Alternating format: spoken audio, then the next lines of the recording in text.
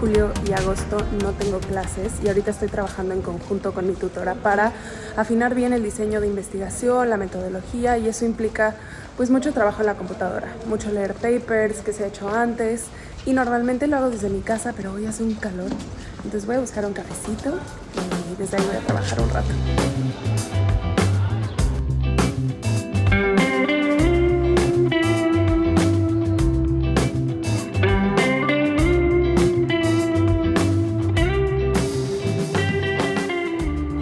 ¿Y qué se hace en un máster en neurociencias? Pues a grandes rasgos es el estudio del sistema nervioso en diferentes niveles y a profundidad.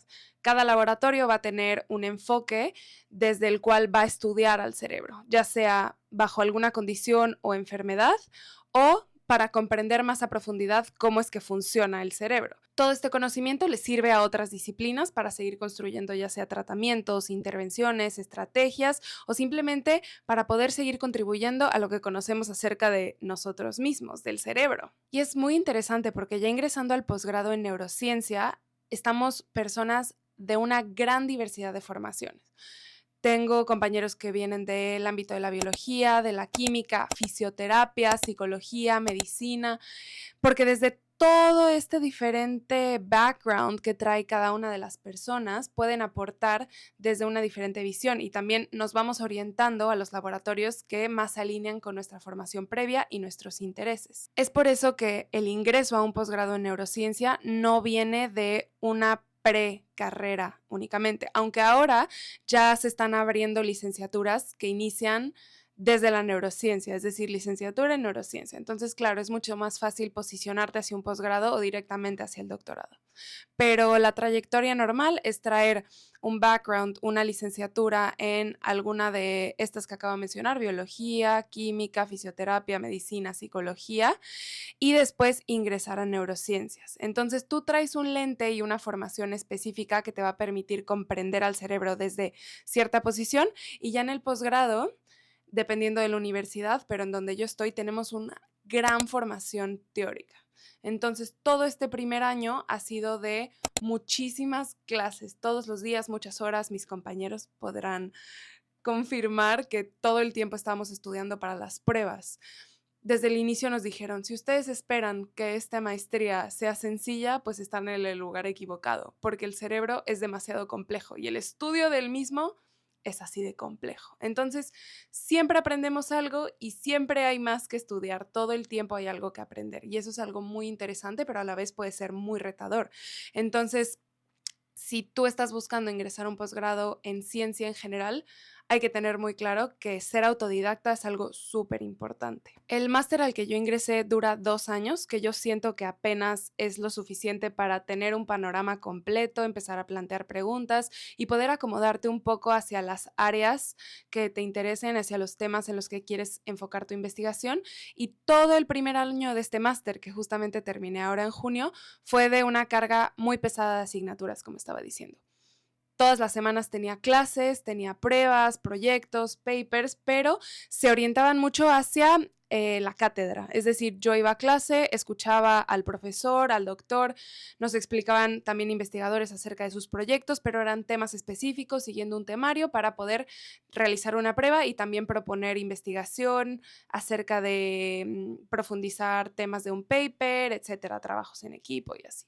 Todo eso fue súper útil para mí porque pude llenar espacios de conocimiento que yo traía de mi licenciatura. Yo estudié psicología, muy orientado hacia el comportamiento, hacia la clínica, la evaluación, pero toda esta parte de neurobiología celular, neurofisiología, anatomía, era algo en lo que yo tenía que complementar mi formación. Entonces, digamos que este primer año fue como para situarnos todos en un terreno común, y ya cada quien se fue orientando hacia un laboratorio que investigara acerca de un tema que le interesara. Para darnos una idea, este primer año tuve aproximadamente 13 asignaturas, y este segundo año va a ser completamente diferente porque el objetivo principal de un posgrado en ciencia, en investigación, es tú hacer un proyecto de investigación que sea relevante, que sea novedoso, que aporte algo. Entonces, todo este año que viene nos dan la opción de hacerlo en 6 meses o en un año, tengo que realizar mi tesis o mi TFM, trabajo de fin de máster, que es un proyecto de investigación. Tú asumes la responsabilidad de llevar a cabo un proyecto de investigación con la guía de un tutor en un laboratorio que tenga la orientación de los temas que a ti te interesan y aprendes las técnicas que se emplean en el laboratorio para poder llevar a cabo una investigación profunda de ese tema, poder redactar un paper, un proyecto de investigación, presentarlo y defenderlo. Entonces, todo este año que viene voy a estar contribuyendo al laboratorio al cual me integré con un proyecto de investigación y solamente voy a llevar 2 asignaturas para completar los créditos que me faltan. Y cuando estás en esta etapa de plantear un proyecto de investigación para llevarlo a cabo, tienes que enfocarte en el diseño, en la metodología, y no es algo que te inventas nada más porque te interesó un tema. Hay que revisar lo que se ha hecho antes, lo que ya se ha escrito. Le llamamos revisión de la literatura, de los resultados que ya ha habido, también para no estar repitiendo otros resultados solamente por no saber que ya se había investigado exactamente de esa misma forma. Y es impresionante encontrarse con la cantidad de información y de papers que hay allá afuera. De verdad que es una locura pensar en organizar, leer, ver qué gaps de conocimiento hay, los resultados, comprender. Es un proceso muy interesante porque significa que estás aprendiendo diferentes metodologías, cómo lo hacen otros grupos, qué temas están teniendo mucha relevancia, pero también te encuentras con demasiada información que a veces es difícil organizar y hacer notas y entender y profundizar, porque claro, cuando tú llevas la responsabilidad de tu investigación, quieres que salga bien y quieres estar informado. Y para poder defenderlo, tienes que saber qué se ha hecho previamente y cómo se ha hecho previamente y por qué tú estás haciendo lo que estás haciendo de la manera en la que lo estás haciendo. Y ahora mismo, aunque es verano, estoy trabajando en conjunto con mi tutora para establecer bien el diseño, la cantidad de sujetos que vamos a evaluar. Y a veces puedes tener muy claro cuál es la línea de investigación que quieres seguir o los temas que te interesan, pero cuando te empiezas a meter a buscar papers, te das cuenta que hay miles que se relacionan con el tema en general y puede ser difícil seleccionar cuáles vale la pena leer o se alinean con la pregunta que tú estás buscando responder. Y a veces con tanta información parece que falta tiempo, pero la clave es la organización. Entonces yo me he apoyado de la herramienta de UPDF para todo este proceso de revisión bibliográfica. Y es una maravilla porque en vez de estar buscando en diferentes motores de búsqueda, en UPDF tienes concentrado esta función que se llama Paper Search, donde pones el tema que te interesa y puedes empezar a seleccionar los artículos por título que quieres revisar y ahí mismo empezar a trabajar con ellos. Y sin estar descargando millones de papers a tu computadora, no saber cuál es cuál, ahí puedes tener una organización muy específica de qué paper está abarcando qué tema, profundizar acerca de lo que trata, las preguntas que vayan saliendo, traducir el PDF, porque mucha de la literatura científica se escribe en inglés, pero también hay literatura que no se traduce del idioma original y también puede ser interesante revisar.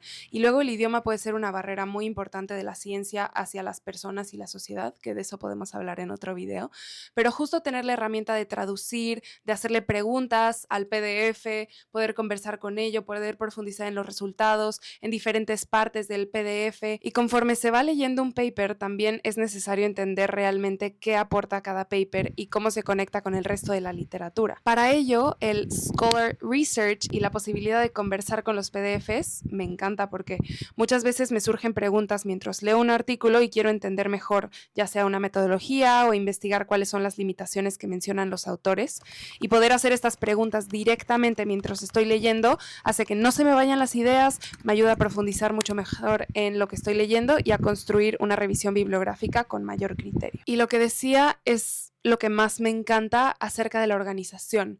En un mismo lugar tengo organizado perfectamente los PDFs, los puedo subrayar, agregar anotaciones, sin estarlos descargando o subiendo a mi nube en diferentes lugares, y desde una misma suscripción puedo entrar a mi cuenta y desde ahí mismo poder editar, ya sea en mi computadora o en mi iPad o desde donde esté. Y me encanta conocer esta herramienta porque es muy muy completa, pero a la vez es práctica e intuitiva. Entonces no tienes que aprender un nuevo software o aprender cómo se utiliza una nueva interfaz muy complicada, sino que vas a estar simplemente ahorrando tiempo, teniendo más herramientas y teniendo más espacio mental para profundizar en tu pregunta y realmente ver si estás entendiendo lo que estás leyendo.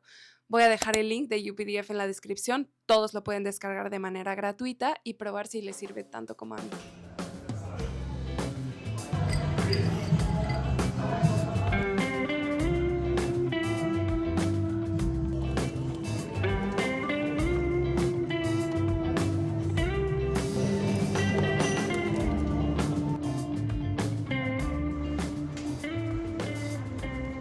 Vamos a hablar de organización y traje todas mis cosas, todo lo que uso para darles los tips que a mí más me ayudan.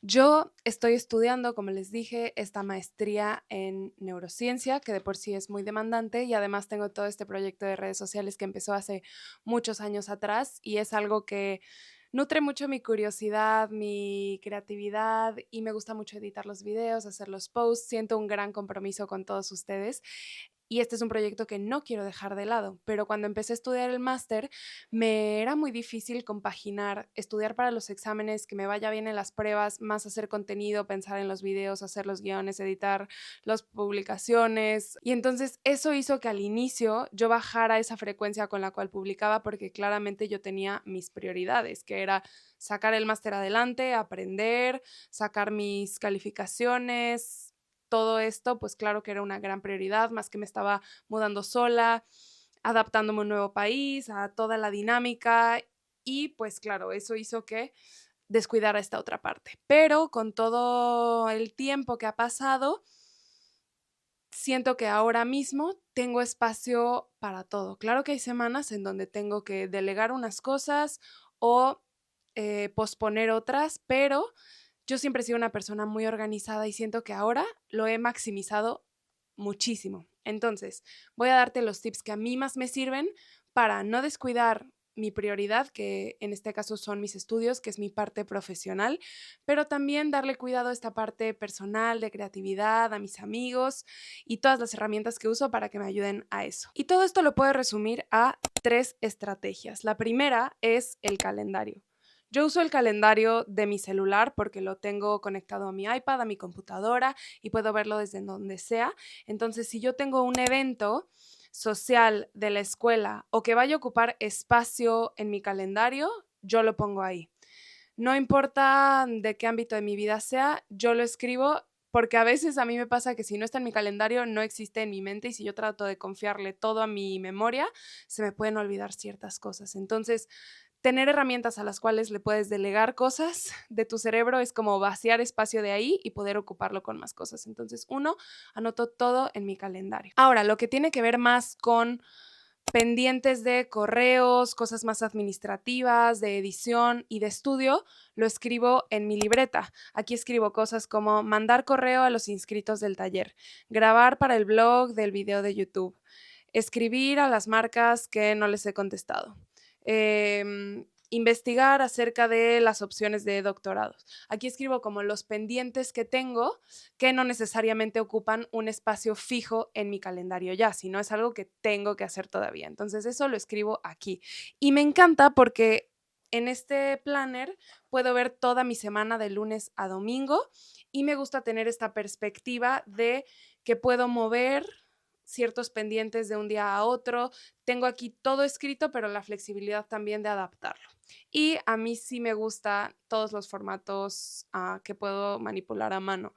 Me gusta mucho lo digital, pero en especial esto de los pendientes me gusta mucho hacerlo a mano, en especial cuando ya terminé algo y le puedo poner una palomita. Y prácticas que tengo cada semana o cada 2 semanas, cada mes, que me ayudan a tener este espacio mental para otras cosas es eliminar las fotos o los screenshots o aquellos archivos de mi celular que ya no utilizo, organizar todo en carpetas, quitar las suscripciones de correos que solo me llenan la bandeja de entrada. Me gusta a mí tener la bandeja de entrada en ceros para cuando me llega algo importante realmente poder verlo. Cada que descargo una aplicación, me fijo muy bien si en verdad quiero o no tener las notificaciones. Yo tengo apagadas todas las notificaciones de aquellas aplicaciones que no son relevantes y tengo desactivado el icono de cuántas notificaciones tienes en muchas de las aplicaciones, porque eso para mí es como ruido mental y como que siento que tengo un pendiente ahí.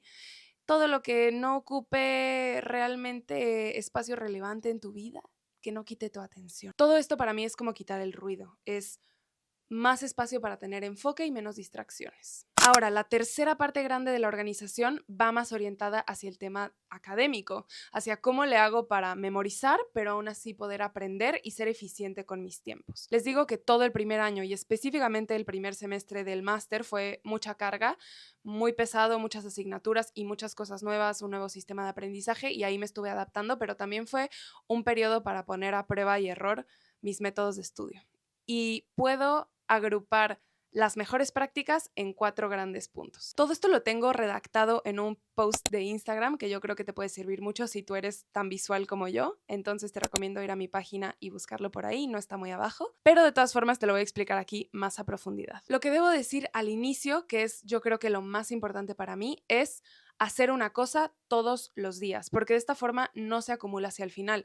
Nuestro cerebro almacena mucho mejor la información si se la vamos digiriendo de poco a poco, y también para nosotros implica menos estrés, no dejar un cúmulo de información hasta el final, sino ir viendo tema por tema, si tienes alguna duda poder profundizar en ello, entonces de esta manera se siente mucho más ligero. Lo primero que hago es revisar bien el temario de la asignatura. Normalmente al inicio nos explican qué temas vamos a ver, más o menos qué se va a ver en qué clase, entonces yo lo que hago es poner en las notas de mi computadora, en la aplicación que tú prefieras, el listado de los temas con el título y así como en una checklist. Y de esta manera yo voy a tratar de tener al día esas notas. Entonces, ¿cómo se ve una semana de estudio para mí? El lunes voy a clase y yo tomo mis notas a computadora, porque de esta manera puedo seguir atendiendo a lo que está diciendo el profesor, ver la diapositiva y escribir en mis palabras lo que voy entendiendo. Lo que hago después, ya sea el mismo lunes o el martes a más tardar, porque tengo muy fresca la clase, es completar esas notas. Me apoyo de Google, de las herramientas de inteligencia artificial, de los mismos libros, para ir complementando esas notas e ir llenando los gaps que no me dio tiempo de escribir con la presentación y los libros, y de esa forma mi documento digital ya quedó completamente listo. Entonces, en la clase yo escribí con mis propias palabras y el complemento es con la información que yo sienta que es necesaria para que yo entienda el tema a profundidad. Yo diría que esta parte de completar mis notas es la más profunda porque es en donde resuelvo mis dudas y los espacios de conocimiento que me puedan haber quedado. Y ya dependiendo de los tiempos que tenga en mi calendario, en mi semana, lo que hago es hacer notas más visuales en una libreta. Yo soy una persona que identifico que aprendo de manera muy visual. Diagramas, dibujos. Yo literalmente cuando estoy haciendo un examen, si cierro los ojos me puedo acordar de en el mapa mental en qué parte estaba la información que me están haciendo, que me están preguntando, de qué color lo anoté. Yo sé que yo aprendo muy bien así. Entonces yo me enfoco de hacer mis notas muy visuales. Puede ser algo así cuando estoy hablando de un tema más de anatomía o algo que requiere una figura específica, pero no siempre tiene que ser un dibujo súper estructurado porque no todos somos artistas, y también hago muchos diagramas, mapas mentales, diagramas de Venn, mapas conceptuales, cualquier tipo de anotación que no sea un texto en prosa o un párrafo largo. Y aquí, en esta parte del estudio, ya sea el mismo día que completé mis notas digitalmente y las comprendí a profundidad, o puede ser al día siguiente, esta parte del estudio es donde ya estoy memorizando. Ya lo comprendí completando mis notas y atendiendo a clase como el primer impacto de la información. Y aquí, al yo tratar de digerir la información de unas 3 páginas que escribí en la computadora a una sola página en mi libreta, estoy haciendo un trabajo como de cribado de información, de distinguir qué es lo más relevante, qué tengo que escribir a mano y qué ya retuve en mi cerebro. Entonces eso ya es una parte, una forma activa de trabajar con la información. Quiero ver si me puedo poner este micrófono aquí para enseñarles algunas de mis notas. Me siento muy interesante con mi microfonito. Algunas notas las voy a traspasar a tablas, otras se van a ver como una mezcla de diferentes mapas mentales. Va a haber veces que voy a necesitar hacer dibujos para comprender información compleja también. Entonces, dependiendo del tema, las notas que haga a mano se van a ver muy distintas. Y digamos que esta es como la segunda capa de estudio de información. Y ya teniendo estas notas, para mí es mucho más fácil tratar de memorizarme esta página, ya que comprendí la información e hice la distinción de qué es importante escribir. Y con ello me puedo sentar a memorizar, literalmente, porque mucho de lo que yo tengo que tener en la cabeza son datos concisos, concretos, más que un concepto en general. Muchas veces son partes específicas del cerebro, funciones especiales, vías, etcétera. Entonces, todo eso lo tengo que saber al pie de la letra. Entonces, ya es cuando me siento en mi sillón o voy a algún parque a memorizar. Y para la parte de memorizar, sí me sirve mucho ver lo que puse en mi libreta y tratar de cerrar los ojos y explicármelo a mí misma en voz alta. Por eso yo tengo que estudiar en mi casa, porque en la biblioteca, así yo calladita, no me sirve mucho. A mí lo que me sirve es estar hablando en voz alta. Y también todo lo que tenga que ver con evocar la información. Las flashcards, que son estas preguntas, hay muchísimas aplicaciones que te pueden permitir hacer flashcards o tú mismo hacerlo a mano. Todo lo que haga que tú busques la información en tu cerebro y evoques esa información en vez de tratar de memorizártelo leyéndolo directamente de la página, eso es súper, súper útil. Y lo que puedo decir es que todos aprendemos de maneras diferentes. Esto es algo que me sirve mucho a mí y lo he compartido con algunos de mis compañeros y mis amigos y les sirve también muchísimo. Pero tú eres tu mejor laboratorio, así que experimenta. Tal vez eres alguien con una memoria increíble y desde la clase ya te aprendiste todo. O eres alguien que aprende mucho mejor cuando escribe a mano desde el momento uno. Esto es lo que me funciona a mí porque para mí esto es dividir la información en capas, pero para algunas personas esto podría ser mucho trabajo o se puede sentir como más estrés. La organización es la clave, esto es lo que a mí me sirve, inténtalo, espero a ti te sirva y si tienes alguna pregunta o no me expliqué en alguna etapa de estas, por favor pónmelo en los comentarios y yo me encargaré de responder las dudas lo mejor que yo pueda.